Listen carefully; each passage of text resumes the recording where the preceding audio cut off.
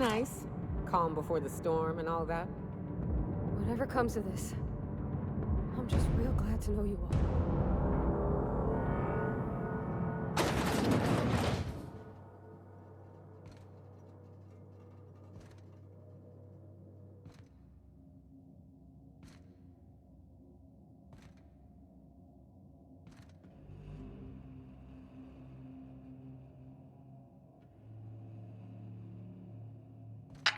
Captain, you have an uncanny talent for complicating my life. You've disrupted the balance of power. You've upset the natural order of things. You've introduced uncertainty, and there is nothing I despise more than uncertainty.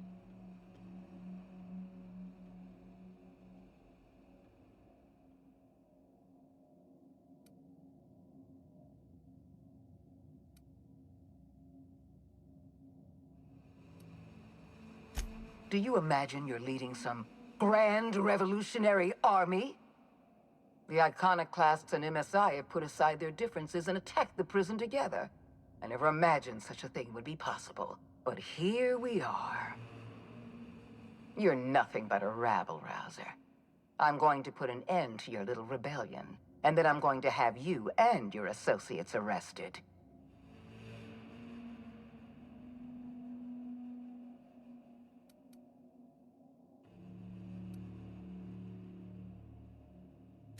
The Board is the only legitimate power in Halcyon.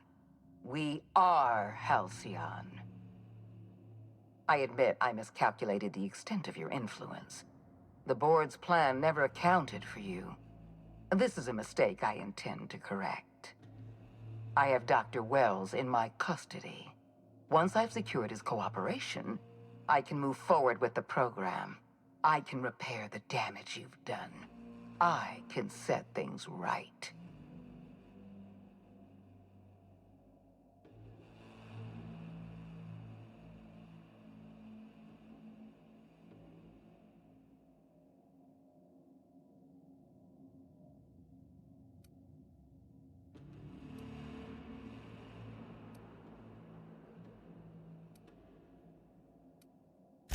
In that we are in agreement. An end to violence is precisely what I want. An end to chaos. An end to senseless loss of life. The only obstacle standing in my way is you. I take no pleasure in this, you know. I simply have no other option. Leaving you alive is too great a risk. Goodbye, Captain.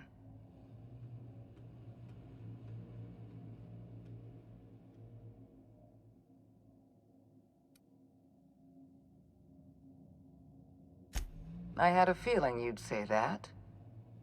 This prison is equipped with an automechanical warden. I've had it programmed to eliminate you on sight and rinse your remains down a drain. And don't worry, I will inform Dr. Wells that you died heroically or something.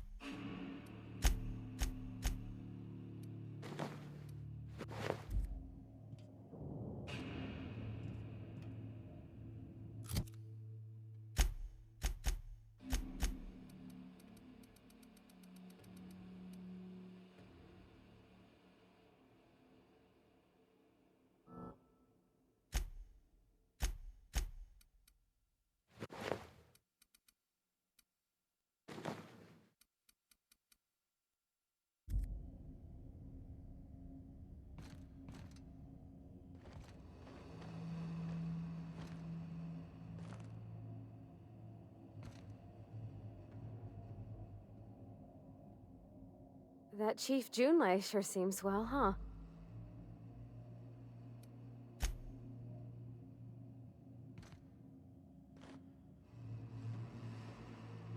You know, I'd been assuming this entire stay on your ship thing isn't a permanent arrangement. Part of my contract? That said, you ain't been eaten or shot to death yet. Says a lot about the stability of your future. And to be honest, I'm about sick of sleeping on bar stools. So how's about this? You keep letting me stay on that ship of yours, and I'll keep shooting at the things you point at.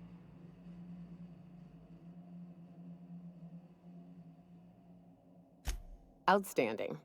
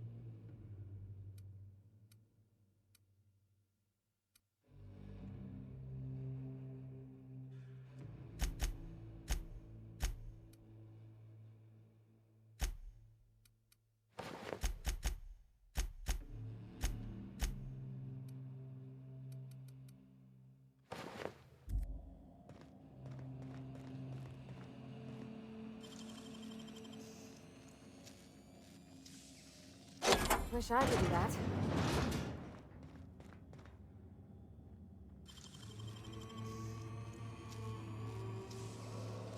Deft hands, Cap.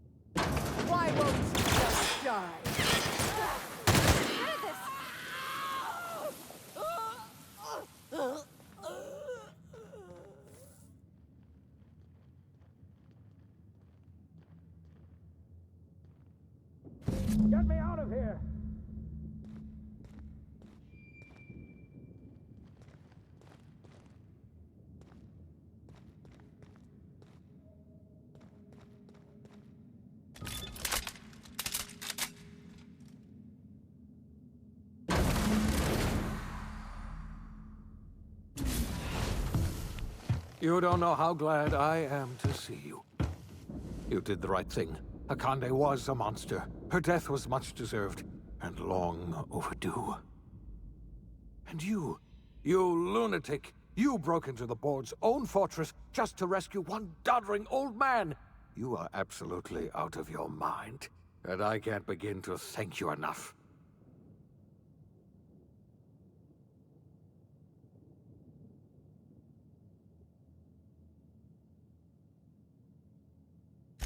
I'm all right, thanks to you. Akande wanted my cooperation. I'm quite sure she would have beaten it out of me if you hadn't arrived. You've broken the board's stranglehold on this colony, and you saved my life. But there's still so much we have yet to accomplish. You and I are going to have to work harder than ever to save Halcyon. I'm afraid the situation is far worse than any of us ever anticipated.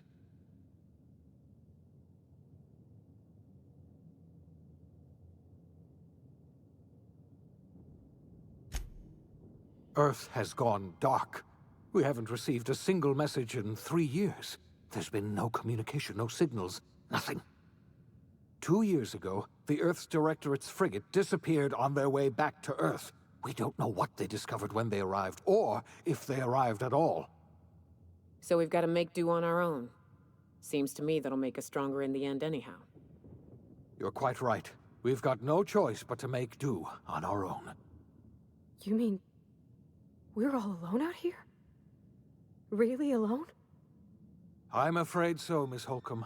Halcyon is the only home we have left. Returning to Earth is no longer an option. We're in serious trouble, my friend. Do you know what this means for Halcyon? We can't rely on Earth for support anymore. We've been cut loose. We're entirely on our own.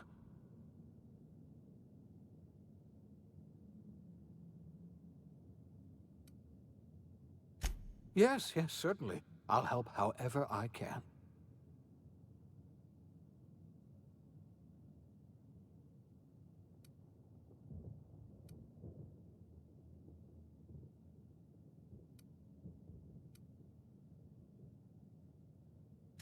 I wasn't trying to hide the truth from you, but after all you've done, I owe you an explanation. Yes, I experimented on the Hope's colonists. Each of my experiments ended in catastrophic failure. Each of my subjects died in agony. You are my first and only success. I didn't tell you about the others because I didn't want to burden you. My failures are my own to bear, not yours.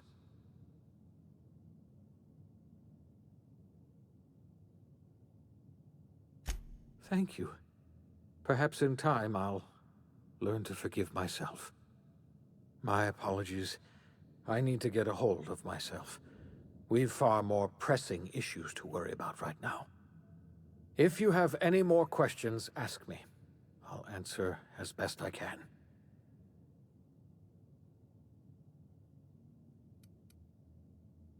You might have heard of the Earth Directorate's frigate. Half the colony's entire military was on that ship. They were returning to Earth when they vanished without a trace. That was 2 years ago. We haven't heard a word from them since. Whatever happened to Earth likely happened to them.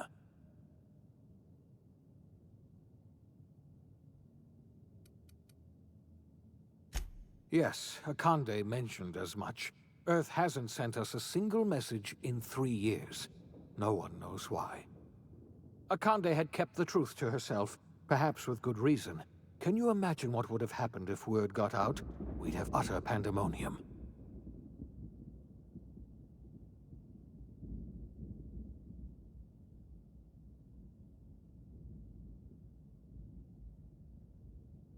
Yes, you were the one who reactivated that relay station, weren't you? Any message from Earth would have arrived unencrypted. It's been 3 years since our last message. The board tried using drones to contact Earth. Every one of those drones sent back the same encrypted message. Earth is completely silent.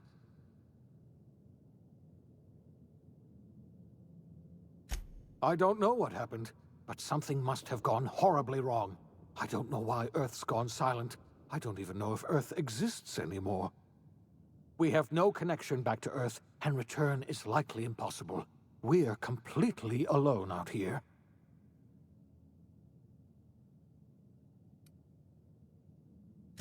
I heard it from Akande herself. She tried to pressure me into joining her side, you see. Tried to make me realize that all hope is lost, and that we are alone.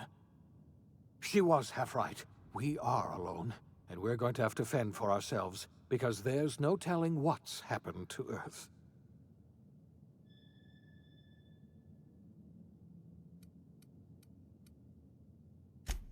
Yes, we do. You've done a marvelous thing. You've succeeded where anyone else would have failed, including me.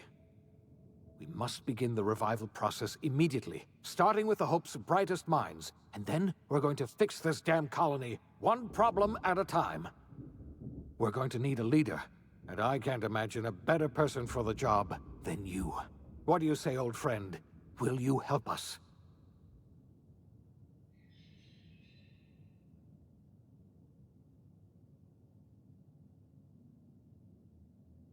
You won't hear a word of disagreement from me. You're the best thing to ever happen to Halcyon. If you want to take it upon yourself to lead this colony, you have my support. We're not a colony any longer, are we? Our last connection to Earth has been severed, and so we have been set free.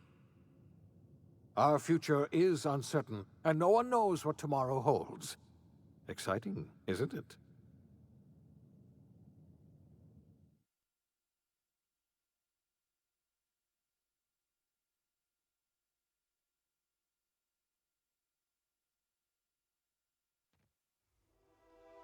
The OSI teaches that everything in the universe happens according to the grand plan. But the stranger that arrived in Halcyon was an unplanned variable. From the moment he landed in Emerald Vale, his actions altered the course of history. The events on Tartarus brought about the end of the board's authority. But the board's mistakes would haunt the colony for decades to come. The damage they left behind would require the work of a generation to repair. Dr. Phineas Wells began reviving a handful of the Hope's colonists. Engineers, scientists, technicians, and intellectuals. They were among the brightest minds the Earth had ever sent out into the stars. The Hope scientists and engineers woke up in a colony descending headlong into total collapse. With no way to return to Earth, they had no choice but to band together and devote themselves to the cause of saving Halcyon. The people of Halcyon were nothing if not hardy. In the absence of the board's authority, many of the colony's settlements banded together with a single purpose in mind: survival. Life was especially hard in the years to come. Some towns dissolved by attrition and starvation, but most of them found a way to carry on. In the years to come, Halcyon was forced to reckon with its newfound freedom. The board was gone, and for better or worse, the colony was responsible for its own destiny. Between MSI's worker-centric policies and the iconoclast's manpower, Sanjar and Zora were able to rally many of the Terra 2 townships to their cause. MSI's workforce swelled, and the iconoclasts enjoyed a significant surge in their ranks. The board was too distracted by infighting and internal politics to stop MSI from becoming a powerful corporation and a refuge for townships that might have fallen through the cracks. Consumed by paranoia, Luya Hagen took Sublight Salvage in a controversial direction, openly accusing board officials of an extraterrestrial conspiracy. One day, an accident at the Groundbreaker's docking bay silenced her forever. Time would tell if her replacement could keep the Sublight family together. After returning to Edgewater, the deserters negotiated workplace reforms with Reed Thompson, including a single day of rest, which came to be known as a weekend. As the world around him changed, Thompson found himself pining for the old days. He was known to spend his weekends in the cantina, nursing one of the few remaining bottles of Zero G, and repeating to himself, "It's not the best choice, It's Spacer's choice. As for Adelaide McDevitt, she tended to her garden in solitude for another year before passing away. Her body was discovered some months later when Reed Thompson paid her a visit in an effort to make amends. Her remains were buried in a place of honor underneath the floor of the Edgewater Cannery. Reed believed this was what she always wanted. Under the leadership of Junlei Tennyson, the Groundbreaker held firm against corporate influence. The ship's mechanical stability gave Junlei the time to educate a promising generation of engineers schooled in her family's traditions. The future of the Groundbreaker looks promising. The rediscovery of the Hope and the abandonment of the lifetime employment program forced Byzantium to come to terms with some uncomfortable realities about the state of Halcyon. While Byzantines were reluctant to surrender the luxuries they'd grown accustomed to, the board's diminished authority gave them little choice in the matter. Nearly everyone had to learn to make do with less. Some even had to get jobs. It was a dark time indeed. Your influence shifted Ellie's perspective. She finally admitted, albeit grudgingly, that she just might need other people. Sometimes. With a steady income from the life insurance payouts, she was finally able to afford a ship of her own. She hired a small crew and flew supply missions to communities on the fringe. Some of them were even legal. Life in Halcyon was sobering for Felix Millstone. The grand revolution he dreamed of never came. There was no great awakening for the colony, no celebrations in the streets. There was only the hard, desperate work of trying to repair a broken colony. Felix never had a head for numbers, but if there was labor to be done, he was there to help. Eventually, Felix realized that the work of a revolution was done with two hands. As much as he enjoyed his adventures aboard the Unreliable, the vicar, known as Max, eventually decided that it was time to move on, to live out the life he had sought so long to create. He knew there were many in the colony who carried burdens much worse than the ones he had struggled with, and he devoted himself to easing their suffering wherever he could. He only ever took up arms again to defend the defenseless. Unshackled from a lifetime of striving and fighting the universe and himself, Vicar Maximilian de Soto was finally at peace. Once the matter with the Hope colonists was resolved, Junlei bashfully asked Parvati if she'd like to join her permanently on the Groundbreaker, and Parvati enthusiastically, if somewhat awkwardly, agreed. The stories of her adventures spread across the colony, and Parvati soon found herself the center of attention. Having served as the engineer of a renowned spacecraft, tramp freighters and wildcat miners sought her out by name, and in no time, she was a fixture in the Groundbreaker's mechanical ecosystem. She and Junlei were never far apart. Nyoka returned to Monarch to take another crack at making a permanent life for herself. She formed the Charon Group, a mercenary outfit of ragtag survivalists and wilderness experts. Anyone in need of a guide or just looking to throw back a beer and swap stories could find her camping on the trail or clearing an infestation. The SAM unit that accompanied you spread awareness of the product line's superior sanitation and maintenance capabilities across what was left of the colony. This led to a boost in SAM unit sales. Did you know that SAM units are the longest-lasting, toughest-acting cleaning solution in Halcyon? Minister Clark was released from house arrest, and his contact with you gave him a sense of renewed purpose and vigor. Once it became clear that no help would be coming from Earth, he threw his considerable efforts and talents into helping Halcyon manage the crisis before it. As for Dr. Phineas Wells, he spent his remaining years in his orbital lab. He eventually came to terms with his own past and was able to forgive the mistakes of his younger self by devoting his remaining years to serving the colony. Dr. Wells was able to revive many more scientists and engineers than he first expected, thanks to the additional batch of chemicals you stole from the Ministry. Wells never forgot about the human lives that were lost in acquiring these chemicals. In the end, Dr. Wells was able to save every scientist and engineer aboard the Hope. Over the next decade, nearly all of the Hope's remaining colonists were successfully revived. Halcyon saw a period of rapid technological and scientific advancement. Breakthroughs in dietary supplements saved the colony from starvation. Geoengineering projects and social reforms began to change the structure and character of the colony.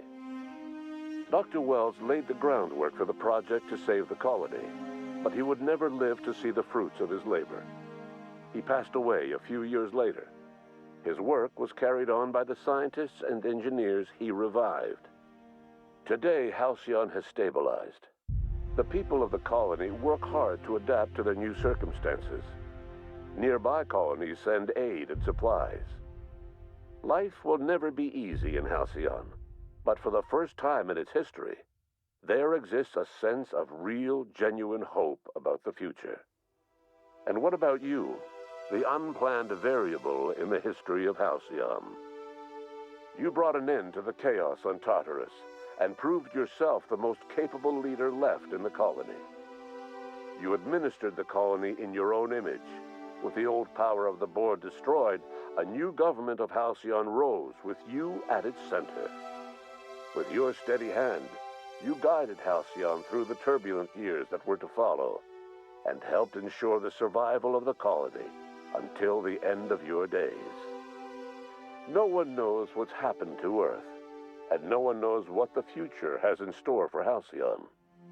All we know for certain is this: the name of the Unreliable and that of its intrepid captain will remain the subject of countless stories for years to come.